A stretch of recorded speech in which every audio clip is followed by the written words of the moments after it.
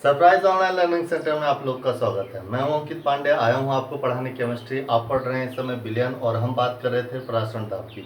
आज हम बात करेंगे पराशरण दाब के क्या अनुप्रयोग है, प्रतिलोम पराशरण किसे कहते हैं, प्रतिलोम पराशरण दाब किसे कहते हैं, और पराशरण दाब ज्ञात करने की क्या विधि है, और इसको किसने स्टार्टिंग में सबसे पहले किसने जो है प्रयोग में लाया था। तो बात करें अगर इसको सबसे पहले अगर किसी ने प्रयोग में लाया था तो वो 1748 में एक वैज्ञानिक थे, एल नालेट।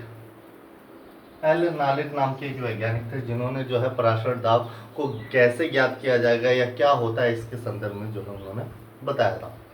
अच्छा, ये बात मैं शुरू करने से पहले आज मैं अपनी वीडियो डेडिकेटेड करूँगा। आज मेरी वीडियो समर्पित है एक ऐसे शिक्षक की जिन्होंने कादीपुर में पिछले 20 वर्षों से अधिक समय तक बच्चों को जो है शिक्षा दिया या दे रहे हैं, अभी भी दे रहे हैं, लेकिन लॉकडाउन में इस समय अपने घर पे होंगे। और उनकी शख्सियत यानी कि हर एक बच्चा अगर उनसे जब पढ़ता है तो बस उनकी तारीफ के अलावा और कुछ नहीं करता।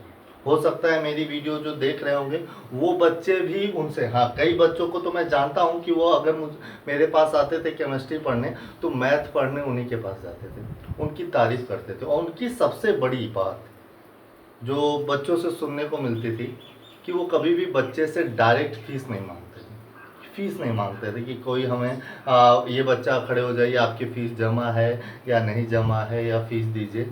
ये क्वालिटी मुझे उनकी बहुत अच्छी लगी थी। बच्चे उनसे स्नेह भी करते थे, बच्चे उन्हें फीस ला के दे देते थे, वो अलग बात है, लेकिन वो उन्होंने 20 वर्षों से अधिक की शख्सियत में जैसा मैंने सुनने को मिला मुझे कि उन्होंने कभी भी जो है किसी भी बच्चे से फीस नहीं मांगी। सारे स्टूडेंट, अगर मैं कहूँ कि one of the most famous teacher अगर हैं तो पिछले करीब 20 वर्षों से एकमात्र वही शिक्षक है।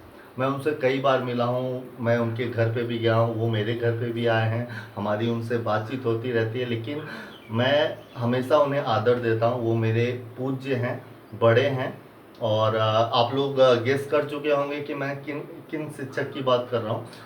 ये पूरा कादीपुर उनके गणित विषय को लेकर हमेशा एहसानमंद रहेगा कि उन्होंने इस तरीके की सेवाएं दी।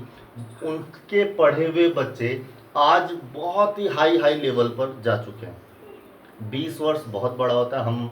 हम जैसे टीचर तो अभी 3 4 5 साल ही शुरुआत किए हुए हैं, लेकिन अब वो तो नहीं कहूँगा, लेकिन अगर मौका मिला तो कोशिश करूँगा कि उन्हीं जैसा शख्सियत ग्रहण कर सकूँ या उनसे कुछ सीख सकूँ। हमेशा उनसे सीखता रहता हूँ। तो आप लोग समझ रहे होंगे मैं किसकी बात कर रहा हूँ। तो मैं बात कर रहा हूँ संजय उपाध्याय सर की।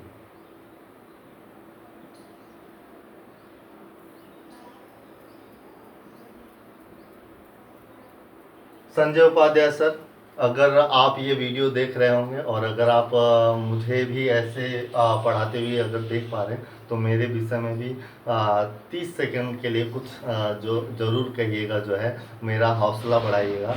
और आपका जो प्रेम है और आशीर्वाद है वो हमेशा मुझ पर बना रहे, ऐसी ही मैं कामना करता हूँ। आप हमेशा श्रद्धेय रहें और रहेंगे।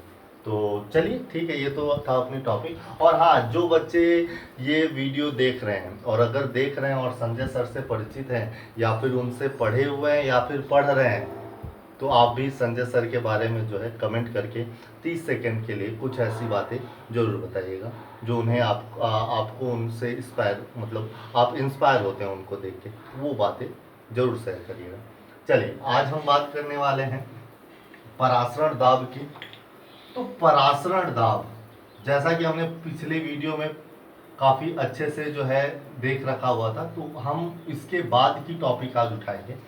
तो एक टॉपिक आता है कि भाई प्रतिलोम पराशरण, प्रतिलोम पराशरण या फिर पराशरण दाब क्या होता है। पराशरण दाब, पराशरण या पराशरण दाब क्या होता है।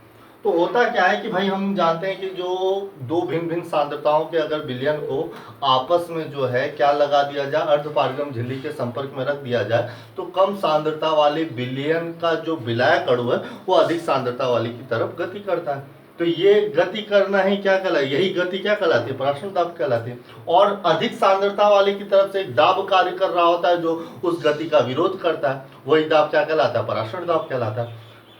लेकिन क्या हो कि अगर हम केवल बिलियन ले और दूसरी जगह यानी एक स्थान पर हमने अर्धपारगम झिल्ली से दो अलग अलग पात्रों को रख दिया है, एक तरफ हमने बिलियन रखा और दूसरी तरफ हमने एक शुद्ध विलायक रखा। मैं आपको यहाँ पे बताना चाहूंगा कि शुद्ध विलायक जल को ही कहते हैं, यानी जल एक ऐसा विलयन है, जल को विलयन भी कह सकते हैं और जल को विलायक भी। विलयन इसलिए कह रहा हूं कि वो शुद्ध विलायक कहलाता है। जैसे जल की सांद्रता हम तभी ज्ञात कर सकते हैं जब जल अपना क्या होगा, मोलरता होगा। मोलरता होने के कारण मैंने केसेस में बता रखा हुआ है कि 55.5 मोल प्रति लीटर इसकी क्या होती है, सांद्रता होती है। तो जल एक प्रकार का शुद्ध मतलब एक विलयन है और जो कि शुद्ध विलायक कहलाता है, यानी उसमें कोई भी विलय नहीं होता है। तो ये बात है कि भाई हमने एक तरफ शुद्ध विलायक रख दिया यानी जल रख दिया और एक तरफ विलायक रख दिया। अब ये शुद्ध विलायक या जो जल है ये मतलब ये प्योर सबसे अधिक तनु विलयन, यानी इसे हम क्या कहेंगे, सर्वाधिक तनु विलयन, क्या कहेंगे, सर्वाधिक तनु विलयन। अब ये क्या होगा कि ये जो अपना विलयन है, इस विलयन की अपनी कोई ना कोई सांद्रता तो होगी। अब ये कितना भी तनु हो लेकिन इस शुद्ध विलायक यानी जल के सापेक्ष तो क्या रहने वाला है, सांद्र विलयन ही रहने वाला। यानी अर्धपारगम झिल्ली अगर लगी हुई है तो विलायक के अणु किस ओर जाएंगे, विलायक के अणु किस ओर जाएंगे, विलयन की ओर जाएंगे। यानी कि रूल तो यही है कि भाई इसी गति को हम परासरण कहेंगे और इधर से एक दाब कार्य करेगा और ये दाब जो है इस का क्या करेगा, विरोध करेगा, है कि नहीं। अब क्या हो जाए कि भाई जो विलायक अणु है वो यहां से न जा करके रिवर्स जाना शुरू कर दे, यानी उल्टा हो जाए कि अब अधिक सांद्रता वाले विलयन के विलायक अणु जो है अब कम सांद्रता वाले विलयन के विलायक अणु की ओर गति करना प्रारंभ करते हैं। तो उस स्थिति में ये दाब या फिर ये गति क्या कहलाएगी, परासरण कहलाएगी। कौन सी परासरण, प्रतिलोम परासरण कहलाएगी। और ये जो इसका जो दाब होगा यानी इस पर जो कार्य कर रहा दाब होगा वो क्या कहलाएगा, प्रतिलोम परासरण दाब कहलाएगा, जो अब विलायक की तरफ से उसका विरोध करेगी। अच्छा, ये संभव कब है, तो अब हम कहते हैं कि यदि विलयन और शुद्ध विलायक के संपर्क में अर्धपारगम झिल्ली रख दी जाए तथा विलयन की ओर से उसके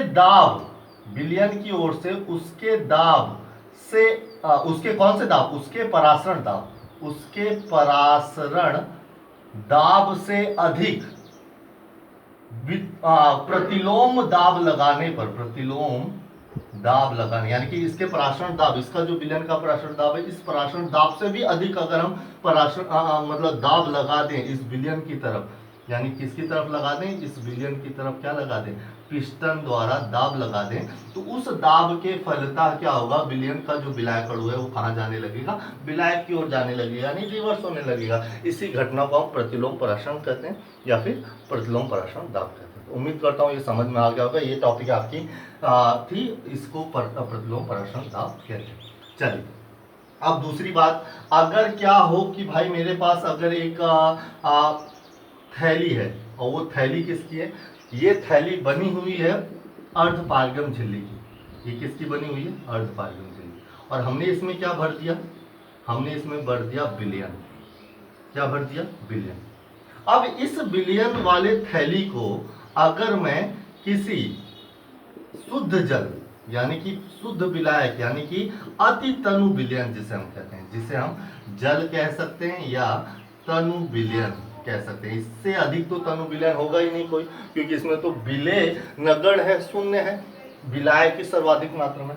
तो इस अर्धपारगम झिल्ली को के अंदर जो विलयन है अगर उसे किसमें डुबो दिया जाए, जल में डुबो दिया जाए, तो जल के, क्योंकि जल एक तनु विलयन है, जल के विलायक अणु यानी कि जल कहाँ प्रवेश करने लगेगा, विलयन में प्रवेश करने लगेगा। जैसे ही जल जो है विलयन में प्रवेश करेगा तो इसकी मात्रा कुछ जो है बढ़ जाएगी। क्या हो जाएगी, कुछ बढ़ जाएगी। तो ये घटना में स्पष्ट समझ में आता है। तो एक बहुत ही फेमस क्वेश्चन है जो कई बार बोर्ड में पूछा भी जा चुका है। क्वेश्चन है क्या कि क्या कारण है कि अच्छा, ये कारण बताने से पहले जादू, केमिस्ट्री अगर बात हो रही है और जादू की बात ना हो तो ये तो इनकम्प्लीट है। यानी कि हर एक मैजिक के पीछे जो ट्रिक छुपा होता है वो ट्रिक कहीं ना कहीं रिलेट करता है किससे, केमिस्ट्री से। अब ये जादू क्या है कि भाई एक स्टेज अनाउंस तो होता है जिसमें जो है जादूगर आता है और जादू दिखाने की कोशिश कर रहा होता है। और जादू वो क्या दिखाता है, वो जादू दिखाता है कि जो है कि पेप्सी का बोतल, अब पेप्सी का बोतल वही जो 10-15 रुपए की आती है पेप्सी का बोतल, जिसमें ऊपर ढक्कन लगा। मैं भाई बहुत अच्छा वो नहीं हूँ कि अच्छे से बना पाऊँ, लेकिन इसमें पेप्सी का बोतल पहले वो दिखाता है कि पेप्सी की बोतल क्या है, खाली है। पेप्सी का बोतल खाली और दूसरे हाथ में रखता है अंडा। अब दूसरे हाथ में उसके क्या है, अंडा। दोनों दिखाता है कि पेप्सी की बोतल, एक हाथ में पेप्सी का बोतल है और एक हाथ में अंडा है। अब उसके बाद वो अपने जादू वाले कपड़े को क्या करता है, कवर करता है। जैसे ही कवर करता है फिर पर्दा हटता है तो उस पेप्सी के बोतल में वो बड़ा सा अंडा जाता है। अब अंडे का साइज और पेप्सी के ढक्कन का साइज छोटा है। अब ये अंडा गया कैसे? तो ये मैजिकल ट्रिक जो है किसके कारण हुई है, पराशरण के ही कारण हुई है। अभी हम समझेंगे कि किस तरीके से, और वो कौन सा क्वेश्चन है जो बहुत बार पूछा भी जाता है। तो इसमें ट्रिक तो यही था कि पहले जो उसने अंडा और बॉटल दिखाया था, उस बॉटल को मैजिशियन ने जो है अचानक क्या किया, मतलब जल्दी जो है उन लोगों के पास ऐसे आर्ट होते हैं कि तुरंत बदल दिया, रिप्लेस कर दिया। ये बॉटल अलग है और वो बॉटल अलग, मतलब उसको रिप्लेस कर दिया।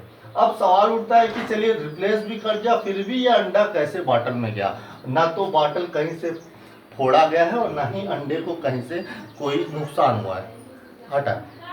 तो सवाल के अकॉर्डिंग हम जो है समझेंगे तो हमारा जो मोस्ट इंपॉर्टेंट क्वेश्चन आता है वो क्या आता है कि क्या कारण है कि अंडे के छिलके को बिना उतारे, छिलके को बिना उतारे जल में रखने पर, माफ करिएगा, बिना उतारे नमक के सांद्र विलयन में डुबोने से अंडा सिकुड़ जाता है, ये अपना जो है क्वेश्चन बहुत इंपॉर्टेंट क्वेश्चन है होता। मैं तो इस तरीके से लिखा हूँ, इसको कई टाइप में भी लिखा जा सकता है। तो होता क्या है कि हमने बता के रखा हुआ जो अंडा है वो अंडे के भीतरी परत में क्या है, अर्धपारगम झिल्ली लगी होती है और अंदर मटेरियल होता है। मटेरियल शायद सफेद और पीले रंग का होता है, और मुझे नहीं मालूम उस तरीके से। और मालूम है मतलब अब मैं बता रहा हूँ कि भाई मैं जो है शाकाहारी हूँ वैसे अंडा भी बहुत लोग क्या कहते हैं, शाकाहारी है। तो हम तो देखते हैं कि कई हम जब क्लास पढ़ा रहे थे तो हमने कहा कि भाई कौन कौन अंडा खाता है, तो हाथ बहुत सारे उठ गए। तो उसमें मैंने देखा ब्राह्मणों के भी हाथ उठे हुए, तो वो भाई उनके नज़रिए से वो अंडा जो है शाकाहारी। तो मेरे नज़रिए से भी शाकाहारी है, लेकिन नहीं खाऊंगा, नहीं खाता हूँ। और खाना पड़ा तो देखा जाएगा भाई, अभी तो नहीं फिलहाल। तो सफ़ेद और पीला तो मटेरियल होता है। अब इस अंडे के छिलके के भीतर जो क्या है, अर्धपारगम झिल्ली लगी हुई है। अब करना क्या है कि सबसे पहले क्या करते हैं कि एक तनु HCl, मतलब कि बहुत ज़्यादा तनु नहीं लेकिन उसमें HCl कुछ मात्रा में, या फिर हम कहें कि HCl जो आपके प्रयोगशाला में मिलती है, उसको क्या करते हैं चिमटे की सहायता से पकड़ के उस HCl में क्या करना है, पहले डुबो देना है। डुबो के बस निकाल लेना। डुबो के निकालने से क्या फायदा होगा कि इस अंडे के जो बाहर जो कैल्शियम कार्बोनेट की परत होती है उसके बाहर एक पॉलीथीन लगा होता है, वो पॉलीथीन असल में गल जाती है। ये पॉलीथीन क्या हो जाती है, गल जाती है। यानी HCl में डुबोया उसे किस लिए, ताकि वो पॉलीथीन क्या हो जाए, गल जाए। अभी भी अंडा सेम टू सेम दिख रहा है, कैसा लग रहा है, सेम टू सेम लग रहा है। अब क्या किया कि एक और विलयन है जिसमें हमने नमक का ऐसा सांद्र विलयन तैयार किया है जिसमें अंडे के भीतर वाले विलयन से अधिक सांद्रता हो। किसमें हो? ये क्या हो जाए? अधिक सांद्रता हो। किसकी अपेक्षा? इस अंडे के भीतर जो विलयन है उसकी अपेक्षा। अब जब कंपेयर किया गया तो इसके भीतर क्या हुआ? तनु विलयन हो गया। इसके भीतर क्या हुआ? तनु विलयन हो गया। और इसमें क्या हुआ? अधिक सांद्रता वाला विलयन यानी सांद्र विलयन हुआ। अब इस अंडे को क्या करते हैं? उस नमक के सांद्र विलयन में डुबोते हैं। जैसे ही डुबोते हैं तो तनु विलयन और सांद्र विलयन, तो तनु विलयन अर्धपारगम झिल्ली से विलायक का जो अणु है यानी जो लिक्विड होगा, जल होगा, वो धीरे धीरे कहाँ जाएगा? बाहर निकलने लगेगा। जैसे ही बाहर निकलेगा तो ये अंडा धीरे धीरे कैसा हो जाएगा? सिकुड़ जाएगा। सिकुड़ जाएगा, ऐसे हो जाएगा। अब ये अंडा सिकुड़ चुका है यानी कि एकदम पतला हो चुका है। अब सावधानी पूर्वक चिमटे से उठाकर इसे क्या करेंगे? इसे जो है अपना वो जो बॉटल है पेप्सी वाला, मैं ऐसे ही बना रहा हूँ, इसमें क्या कर देंगे? प्रवाहित कर देंगे। क्योंकि वो सिकुड़ा है, जैसे ही गया अंदर चला गया। अब चूंकि अंदर जा चुका है, अब इसमें क्या भर देंगे? पानी। अब जैसे ही जल भरेंगे तो जल क्या है? अपना तनु विलयन। अब जल तनु विलयन हो गया और इसके अंदर का जो मटेरियल है वो क्या हो गया? सांद्र हो गया। तो तनु विलयन के जो विलायक यानी जो जल है वो वापस कहाँ आने लगेंगे? भीतर आने लगेंगे। और जैसे ही भीतर आने लगेंगे अंडा क्या हो जाएगा? जो है फूल जाएगा। फूल जाएगा तो अपने पूर्व अवस्था में आ जाएगा, यानी कि ऐसा प्रतीत होगा कि न अंडे को तो कोई नुकसान पहुंचा ही नहीं। और मैजिशियन इसी प्रकार से जो है जादू दिखाता है कि भाई फिर धीरे धीरे क्या करता है? पानी को क्या कर लेता है? अलग कर लेता है। अब उस पेप्सी के बोतल में क्या आ गया? अंडा अच्छे से आ गया। तो अब आप रीजन समझ गए होंगे कि क्या कारण है कि अंडे के छिलके को बिना उतारे नमक के सांद्र विलयन में डुबोने पर अंडा सिकुड़ जाता है। किस कारण सिकुड़ जाता है? क्योंकि नमक का सांद्र विलयन और अंडे में उपस्थित विलयन के विलायक अणु जो है नमक के सांद्र विलयन की ओर गति करने लगते हैं, जिसके कारण अंडा क्या हो जाता है? सिकुड़ जाता है। ये इसका आंसर था। और मैजिशियन किस तरीके से ट्रिक दिखाता वो मैंने आपको बता दिया। अब ये तो जादूगर अपने पेट पालने के लिए इस तरीके के छोटे मोटे ट्रिक करता है, लेकिन कुछ व्यापारी ऐसे होते हैं जो कुछ गलत करते हैं। क्या गलत करते हैं? आपने नाम सुना होगा किशमिश का। अब किशमिश मुनक्का भाई, मुनक्का किशमिश बनता है ना अंगूर का। तो वो अंगूर के मुनक्के को भी अब सही रूप में कैसे मुनक्का तैयार किया जाता है कि भाई खूब सारा अंगूर लेके आइए और उसे कई दिनों तक धूप में सुखाइए। धूप में सुखाते रहिए। एक ऐसा समय आएगा कि वो पूरी तरह से जब सूख जाएगा तो मुनक्का तैयार हो जाएगा।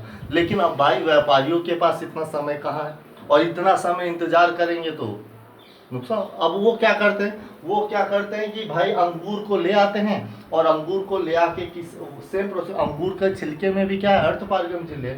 तो नमक का सांद्र विलयन बनाते हैं।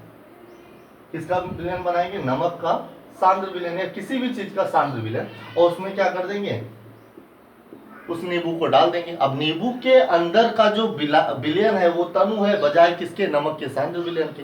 यानी कि छिलके के छिद्र की सहायता से वो जो जल, अंगूर में जो जल है वो कहाँ क्या जाने लगेगा? बाहर निकलने लगेगा। जैसे ही बाहर निकल जाएगा तो अंगूर जो है सिकुड़ जाएगा पूरी तरीके से। जैसे ही सिकुड़ जाएगा तुरंत उसे बाहर कर लिया। अब बाहर करके 1-2 दिन जो है धूप में सुखा दिया, मस्त जो है क्या तैयार हो गया? मुनक्का तैयार हो गया। कुछ उसका कलर वगैरह चेंज कर दिया। ये फायदेमंद भी नहीं होता।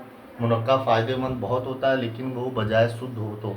लेकिन ऐसे जो बाजार में मिलते हैं जब आप उसे खाते हैं ना, जो प्योर मुनक्का होता है ना वो एकदम खट्टा लगता है, मतलब खट्टा मीठा लगता है। लेकिन कभी कभी आप मुनक्का खाते होंगे या जो किशमिश खाते होंगे तो कहीं ना कहीं आपको नमकीन लगता है। अगर वो आपको नमकीन लग रहा है तो समझ जाइए कि ये ऐसा ही प्रोसेस उसमें अपना लिया। तो ये तो था जो है आपका क्वेश्चन, और इस तरीके से जो है हमने उसका क्या किया? जवाब। अब हम बात कर लेते हैं फिर से 1748 में चले आते हैं। 1748 में एल नालेट ने एक प्रयोग किया था, और उस प्रयोग के आधार पर उन्होंने बताया कि जो है क्या होता है पराशरण दाब। तो उसमें उन्होंने क्या लिया? एक अरे यार शिथिल फनल, नाम नहीं बन रहा है, आप लोग थीसिल, हाँ थीसिल फनल, एक थीसिल फनल होती है। थीसिल फनल जानते हैं ना, ऐसे होता है, इस तरीके का होता है और यहाँ पे ऐसे नली लगी होती है। अब इस थीसिल फनल में उन्होंने क्या रख दिया, विलयन, क्या रख दिया, विलयन। और विलयन रखने के बाद उन्होंने इसके ऊपरी सतह पर कॉपर फेरोसाइनाइड का क्या लगा दिया, कॉपर फेरोसाइनाइड का लगा दिया, अर्धपारगम झिल्ली। अब कॉपर फेरोसाइनाइड के अर्धपारगम झिल्ली लगाने पर अब इसके अंदर हो गया विलयन, और विलयन पूरी तरह से कवर नहीं है, विलयन मान लेते हैं कितना, इतना भरा गया। अब अर्धपारगम झिल्ली का क्या काम है कि वो तो विलयन में से विलेय और विलायक के अणु को तो बाहर करेंगे, लेकिन ध्यान रहे विलायक के अणु को तो बाहर करते हैं, लेकिन ऐसा नहीं होता कि भाई जैसे ही पलटा हमने, जैसे हमने चीनी और पानी को घोल दिया है, मान लेते हैं हमने कौन सा विलयन लिया है, चीनी और पानी के मिश्रण का जो है विलयन लिया है। आपने सोचा कि अभी ऐसे घोल के पलट दिया जाएगा, और पलटा भी कैसे हमने, चलिए हमने पलट के दिखा देते हैं।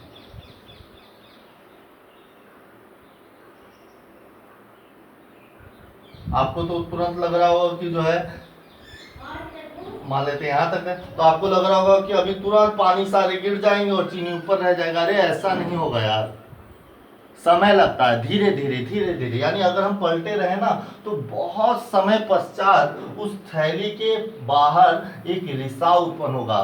कभी रिसाव उसे क्या कहते हैं, अपने गांव के लैंग्वेज में पसीजना कहते हैं। जैसे छत कभी नहीं पसीज जाता जब उसमें छिद्र होता है, तो वो धीरे धीरे रिसाव उत्पन्न होगा, और उस रिसाव जब बूंद का जो है रूप धारण करेगा, और बूंद बूंद से जब कुछ मात्रा एकत्रित होगी, तो जब उस मात्रा को चखेंगे तो वो स्वादहीन लगेगा, क्योंकि वो प्योर जल है, क्योंकि वो निकला कहाँ से, विलयन से। अब विलयन में तो भाई चीनी था, मीठा लगना चाहिए था, लेकिन ये जो स्वादहीन लगा यानी जल की तरह लगा, तो ये तात्पर्य हुआ कि भाई इस अर्धपारगम झिल्ली से विलय के अणु जो है बाहर नहीं निकल सकते। बात समझ में आई? तो ये प्रयोग था। अब उस प्रयोग के आधार पर उन्होंने एक और कार्य किया कि भाई ये विलयन है, और फटाफट क्या किया जाए, फटाफट हमने क्या किया, एक पात्र लिया, पात्र में हमने क्या किया, जल भर दिया। हमने नहीं यार, एल नालेट ने, मैं आपको अपना रिकमेंड करके जो है बता रहा हूँ। तो उन्होंने क्या कर दिया, जल भर दिया। अब जल कैसा है, तनु विलयन है, प्योर तनु विलयन। अब जल से बढ़िया तनु विलयन तो होगा नहीं कोई, और ये क्या है, सांद्र विलयन है। रूल के हिसाब से क्या होगा, रूल के हिसाब से जल के अणु कहाँ जाएंगे, अंदर जाएंगे, और जैसे ही अंदर जाएगा तो यहाँ पे हमने नोट कर रखा हुआ था कि अभी जो विलयन का स्थान है वो यहाँ है। जैसे ही जल इसमें जाने लगे तो बढ़ के कहाँ तक चला गया, यहाँ तक। इस हाइट को हम क्या कर लेते हैं, यच मान लेते हैं। अब जाने को तो बहुत सारा जा सकता था, लेकिन नहीं जाएगा। क्यों नहीं जाएगा, क्योंकि हमने देखिए उल्टा लगा रखा हुआ, यानी हमने उल्टा लगा रखा हुआ है। तो हम आपको बता दें कि जो धरातल है, जमीन है, जमीन वहां से ग्रेविटी खींच रही है, गुरुत्वाकर्षण बल यानी ग्रेविटी खींच रही है, जो कि एक प्रकार का गुरुत्वीय त्वरण है।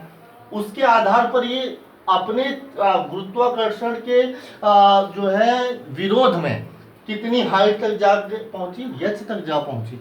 अब यच तक चली गई किसके कारण, जी के कारण। अगर जी ज्यादा कम होता तो यच भी ज्यादा कम हो सकता था। और इसमें क्या डिपेंड करेगा कि भाई विलयन कितना सांद्र है, और सांद्र कहीं ना कहीं डिपेंड करेगी किससे, घनत्व से, डी, घनत्व डी, या फिर हम इसे क्या कह सकते हैं, रो, तो रो से।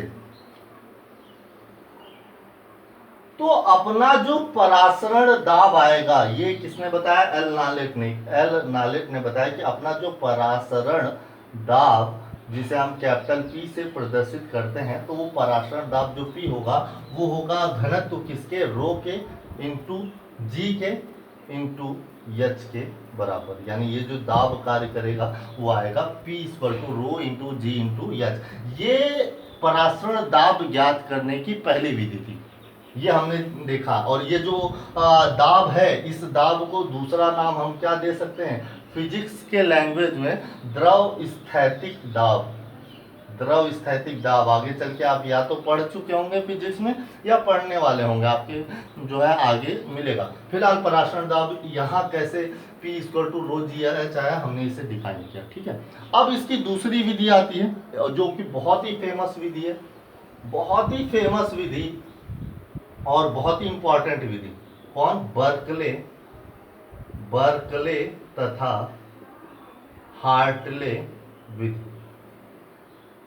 अब ये दोनों अलग अलग वैज्ञानिक थे, बर्कले और हार्टले। ये बर्कले और हार्टले जो है आपस में एक प्रयोग कर रहे हैं और प्रयोग के आधार पर उन्होंने बताया कि विलयन के परासरण दाब को कैसे निकाला जाए। उसके लिए उन्होंने क्या किया कि एक बेलनाकार, बेलन जान पाइप, पाइप जान रहे होंगे। अब पाइप देखिए, एक इस तरीके से और एक इस तरीके से।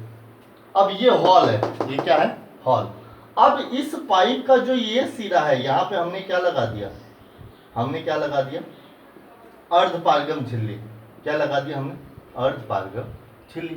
और इस पर हमने एक जगह पर लगाया हुआ है पिस्टन। क्या लगाया हुआ? पिस्टन। ये हमारा पिस्टन। पिस्टन किसका कार्य करेगा? दाब डालने का कार्य करेगा। एक जगह पर हमने यहाँ लगा रखा हुआ है दाब मापी यंत्र।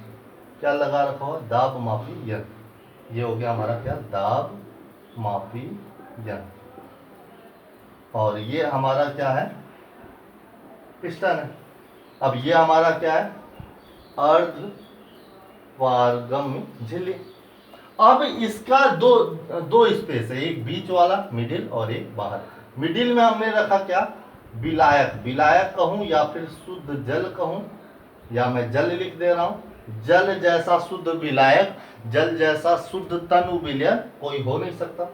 अब इस भाग में हमने वो विलयन रखा जिसका हमें क्या ज्ञात करना है? परासरण दाब ज्ञात करना। क्या ज्ञात करना?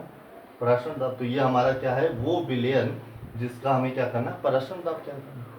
अब क्या होगा कि जल जो है, जल, अब यहाँ पे हमने एक और काम करते हैं, यहाँ पे हम थोड़ा सा एक जगह पर नली बना लेते हैं। इस नली से क्या होगा कि भाई अभी तक पानी कहाँ डूबा हुआ है? यहाँ तक डूबा हुआ है। हमने जैसे खड़ा कर रखा।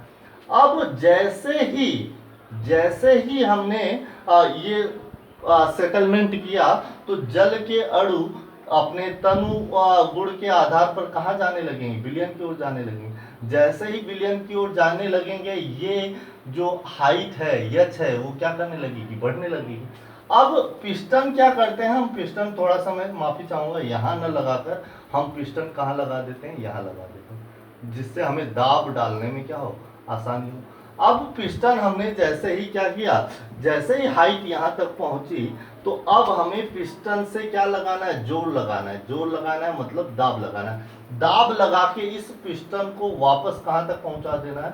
यहाँ तक पहुंचा देना है। कहाँ तक पहुंचा देना? मैं यहाँ पे परिकल्पना बता। अब जैसे ही दाब डाला तो प्रतिलोम परासरण घटना के अनुसार क्या हो जाएंगे? विलयन के जो ये विलायक यानी जल है वो रिवर्स आने लगेगा।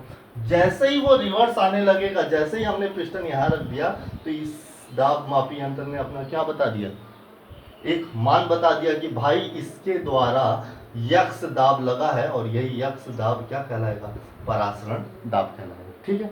अब किताबों में आपको तो ऐसे मिलेगा नहीं, तो हम किताबों के लिए कैसे बनाते हैं? किताबों के लिए हमें क्या करना है? एक इस तरीके बनाइए, इसे जो है 3 भागों में बांट दीजिए, और इन तीनों भागों में हम क्या रख देंगे? अर्धपारगम झिल्ली। अर्धपारगम झिल्ली किसका प्रयोग करेंगे ये भी बताएंगे। प्राकृतिक अर्धपारगम झिल्ली का प्रयोग नहीं किया जाएगा। किसका प्रयोग किया जाएगा? अर्धपारगम झिल्ली कॉपर फेरोसाइनाइड यानी Cu2FeCN का होल 6, इसका प्रयोग किया जाएगा। अब हमने क्या किया? हमने यहां रख दिया क्या? हमने यहां रख दिया क्या? जो है जल या फिर विलयन, जो हमें ज्ञात करना है। अगर हम यहाँ विलयन रखेंगे तो हमारा जो वो हाइट होगी वो यहाँ होगी, और पिस्टन कहाँ होगा? यहाँ होगा। यानी कि यहाँ तक हमने भर दिया, और इसके भीतर हमने क्या लाया? जल। ये क्या है? जल। और यहाँ क्या है? विलयन। अब जैसे ही हम जो है जल भरेंगे तो जल अंदर जाएगा, हाइट बढ़ेगी, पिस्टन द्वारा दाब लगाया जाएगा, और यहीं पे हम क्या लगा देंगे? दाब मापी यंत्र। जैसे ही हम दाब लगाएंगे विरोध करेगा तो ये गणना बताएगा, ये गणना बताएगा, तो यही हमारा जो भी गणना बताएगा वही हमारा क्या हो जाएगा, पराशरण दाब हो जाएगा। तो ये तो था हमारा बर्कले तथा हार्टले विधि, और उम्मीद करता हूँ आप लोगों को बहुत अच्छे से समझ में आ गया होगा। अगर समझ में आ गया है तो अपने सुझाव हमें देते रहें। आज के लिए बस इतना ही, आगे